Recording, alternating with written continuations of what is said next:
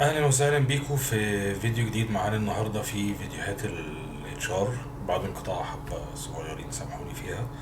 طيب، في الفيديو ده هنتكلم عن حاجه كذا حد سالني عليها اللي هي السكسيشن بلاننج. خلونا نفهم الاول يعني ايه سكسيشن بلاننج، ازاي بيتم، هل هو دوبل عندنا في الشركات باختلاف حجمها ولا لا، الحاجات دي كلها.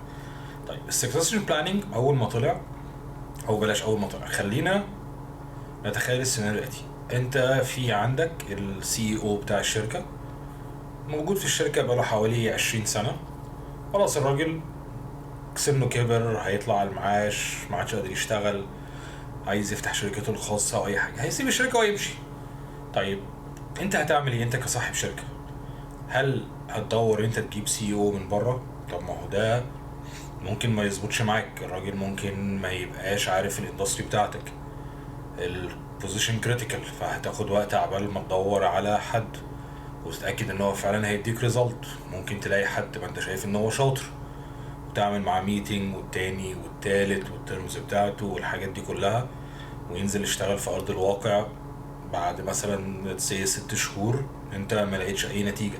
ليه 6 شهور؟ هتيجي تقول لي ما احنا ممكن نعملها في البروبيشن اللي هو 3 شهور. هقول لك لا، السكسيشن بلاننج او البوزيشن بتاع الشخص اللي هو السي او ده بوزيشن كريتيكال، بيبقى موستلي استراتيجيك، فالريزلتس بتاعته ما بتبانش غير مينيمم 6 شهور، مش هيبان معاك من اول اسبوع او اول 3 شهور الحاجات دي كلها. فممكن تيجي بعد ال6 شهور دي تلاقي ان هو الشخص ده مش نافع، فانا همشيه، فهجيب حد تاني وابتدي رحله المشوار وادور واشوف. في الوقت ده كله الشركه بتاعتك بتخسر، الفاليو بتاعتها بتقل، الشركه بتنزل لتحت، ما هيش طالعه لفوق، لا هي نازله لتحت اكتر ما هي نازله في الوضع العادي. هنا ابتدينا في مجال الاتش ار نطلع بحاجه اسمها سكسيشن بلاننج. سكسيشن بلاننج بكل بساطه ان هو اشوف الكاليبرز اللي موجوده عندي في الشركه وابتدي اشتغل على التطوير بتاعهم، مش بس تدريب، علشان التريننج بيبقى شورت تيرم، بشتغل عليهم على الجزء بتاع الليرنينج والتريننج او الليرنينج اند ديفلوبمنت والتريننج كشورت ولونج تيرم، بحيث ان لما يجي شخص في كي بوزيشن زي السي او ده يقدم استقالته ويمشي او يقرر يسيب الشركه، وانا قررت ان انا امشيه، صحيت الصبح مزاجي وحش فمشيته، عادي انا صاحب الشركه وانا حر اعمل اللي انا عايزها.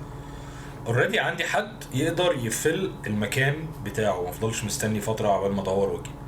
ده اول ما بدا الجزء بتاع السكسيشن بلاننج، بدا في التوب مانجمنت بوزيشنز او في الاكزيكتيف ليفل.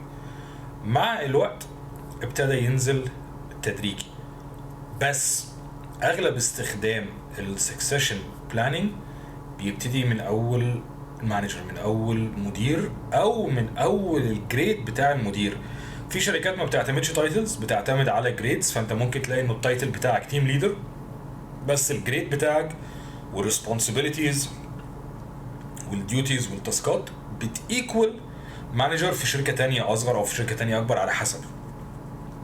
بس في الاول وفي الاخر هي بتبقى يا اما تايتلز يا اما جريدز فاسيا بالنسبه لنا في السكسيشن بلاننج. فبيبقى المانجمنت بوزيشن او ممكن ايدنتيفايد از الكي كريتيكال بوزيشنز.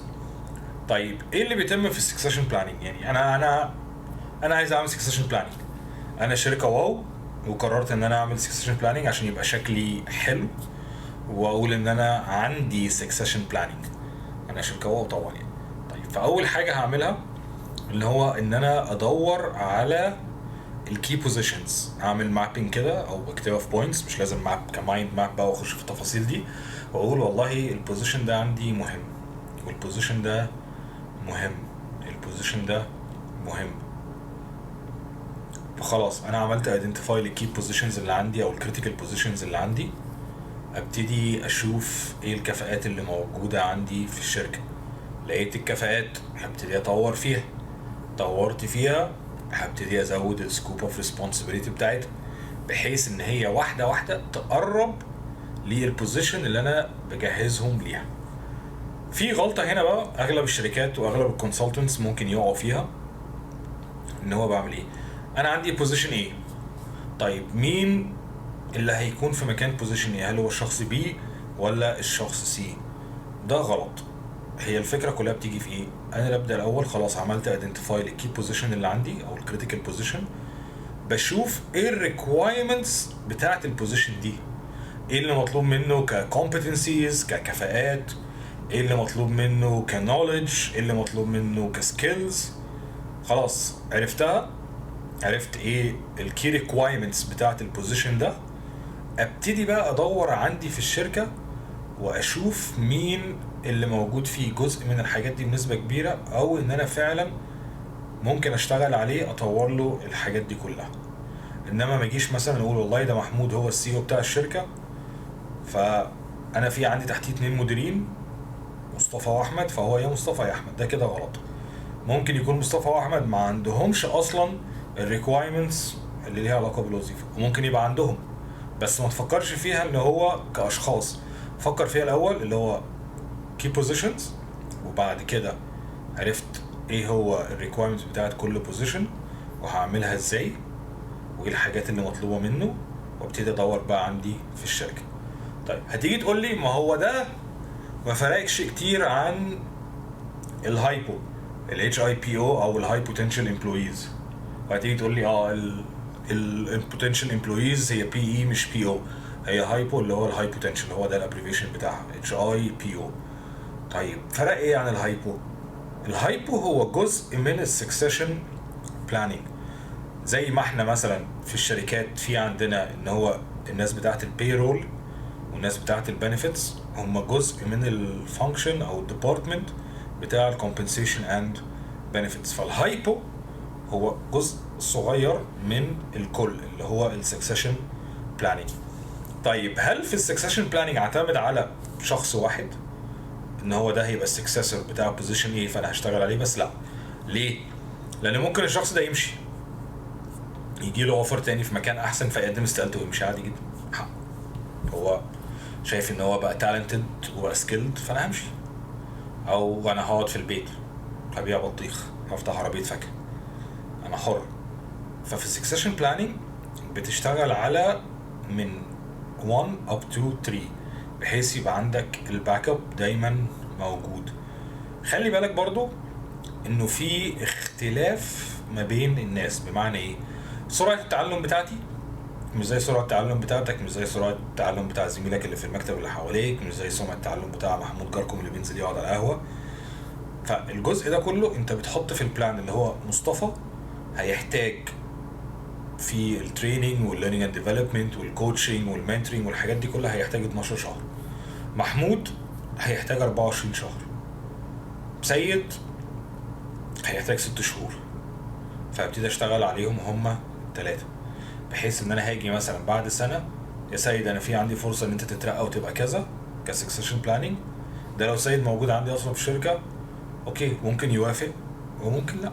ممكن هو ما يعجبوش الفاينانشال كومبنسيشن، ممكن هو يكون شايف انه خلاص انا خدت التريننج وخدت الاكسبيرينس اللي انا محتاجها وخدت الاكسبوجر وكل حاجه فاروح اشوف شركه تانية هيدوني سالري اعلى. فعلى طول عندي الباك اب التاني والباك اب التالت. السكسيشن بلاننج برضو مش مربوط بانه ده كي بوزيشن، مربوط كمان بالاوبجكتيف بتاع الشركه عايزه تروح فين. بمعنى ايه؟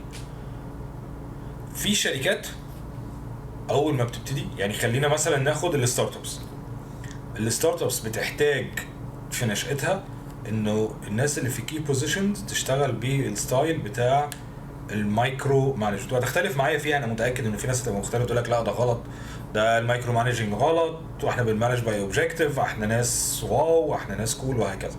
لا، هي مش هي دي الفكره. الفكره انه الستارت اب علشان كل يوم بتتغير عن اليوم اللي قبليها بتغيرات السوق بالانفستمنت بالدايركشن، فيها تشينجز كتيره جدا جدا.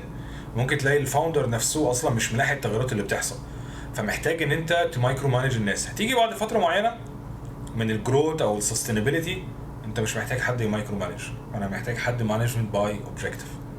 فالتيم اللي عندي او الناس اللي موجوده عندي هي مش نافعه، هحاول اشتغل معاهم ان احولهم من مايكرو مانجرز ل مانج باي اوبجكتيف. نفعوا انا ما ينفعوش هجيب غيرهم وهكذا. فدايما خلي في اعتبارك حاجتين اتنين. اول حاجه الدايركشن بتاع الشركه والاوبجكتيف ماشي ازاي. تاني حاجه ايه هي الريكوايرمنتس بتاعه البوزيشن ده مش ان مصطفى حلو او مصطفى هو النكست لاين اللي تحتيه فده اللي هيطلع يمسك فيه الجزئيه دي. شكرا جدا ليكم ونشوفكم في فيديو تاني ان شاء الله.